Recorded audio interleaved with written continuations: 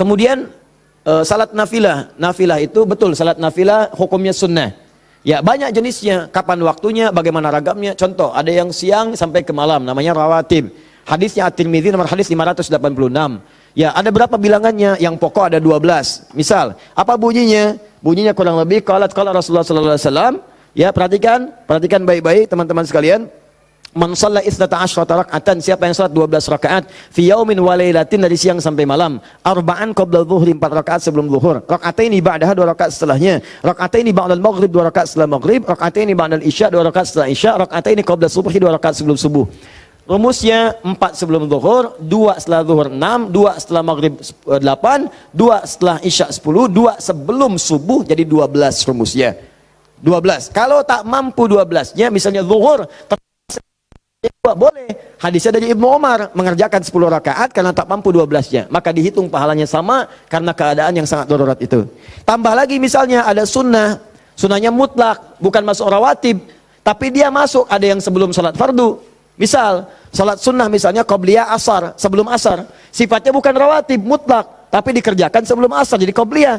4 rakaat di Abu Daud dari Ibnu Umar radhiyallahu taala anhuma. Apa bunyinya? Rahimallahu ra'an shalla qabla al-'asri arba'an. Allah merahmati seseorang yang salat sebelum asar 4 rakaat.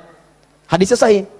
Ada lagi sebelum maghrib, cuman ini tidak terlampau ditekankan kecuali dalam kondisi yang memang dibutuhkan. Apa bunyinya? Bima makna qala Rasulullah sallallahu alaihi wasallam wa sadaqa rasulu kama qala. Perhatikan kalimatnya, shallu rak'ataini qabla al-maghrib wa la tattakhidhuha sunnatan. Silakan salat 2 rakaat sebelum maghrib, tapi jangan dibiasakan. Wala tattakhidhuha sunnatan, kata para ulama hadis, di antara maknanya sebetulnya tidak terlampau ditekankan salat ini. Cuman kalau sedang ada kebutuhannya silakan lakukan. Apa contohnya? Misal, contohnya dalam keadaan sedang di Masjid Al-Haram, ya. Masjid Al-Haram itu fadilahnya banyak. Kemudian orang juga banyak yang tawaf. Sudah adzan, Allahu akbar, adzan. Tawaf, masih tawaf berlangsung. Antum zikir sudah, baca Quran sudah, masih ada waktu, belum qomat. Daripada antum ngerjakan yang tidak betul, yang tidak ada manfaatnya, lebih baik sholat 2 rakaat. Itu yang dimaksudkan. Daripada mengerjakan yang tidak tepat, pas lagi depan Ka'bah, bisa kesempatan sholat, selfie, ceklik, sedang di depan Ka'bah, menunggu waktu maghrib, habis pahala. Itu maksudnya. Tapi kalau di tempat-tempat tertentu yang tidak ada hajatnya seperti itu, lebih baik langsung ke iqamat, karena maghrib ke isya itu padat waktunya. Khawatir bacaannya pun kemudian mepet-mepet, ada orang kemudian sedang singgah, kan waktu-waktu padat tuh, ada yang sedang singgah, ada yang transit, ada yang macam-macam. Makanya jangan terlalu panjang bacaannya. Jangan terlalu panjang. Kalau sudah masuk ke isya, silahkan. Subuh silahkan, tambah panjang boleh. Mu'adz bin Jabal ngimamin kemudian isya, bacanya Al-Baqarah. Ini kisah nyata. Di belakang makmum, Allahu Akbar, datang sholat pertama semangat penuh semua. Begitu nengok kosong. Kosong, mulai capek, lemah orang, diadukanlah. Oh, Mu'adz nih, kata Mu'adz, munafik semua, munafik. Marah mereka disebut munafik. Kan Mu'adz benar, orang yang malas-malas sholat isya munafik. Tapi orang-orang juga benar, kami bukan munafik nih, ente yang kepanjangan. Diadukan pada Nabi. Ditanya, Nabi klarifikasi, panggil dua-duanya.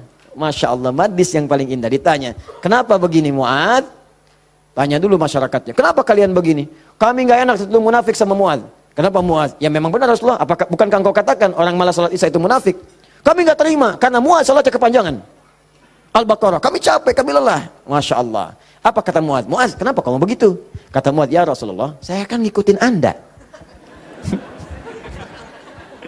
Rasul kan saya sholat di belakang Rasul, bacanya Al-Baqarah saya ikutin.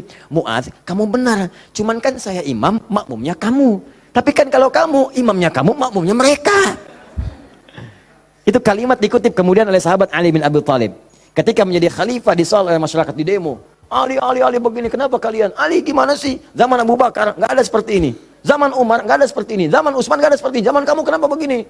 Kata Ali, zaman Abu Bakar, Umar, Utsman, rakyatnya saya. Zaman saya, pemimpinnya saya, rakyatnya kamu.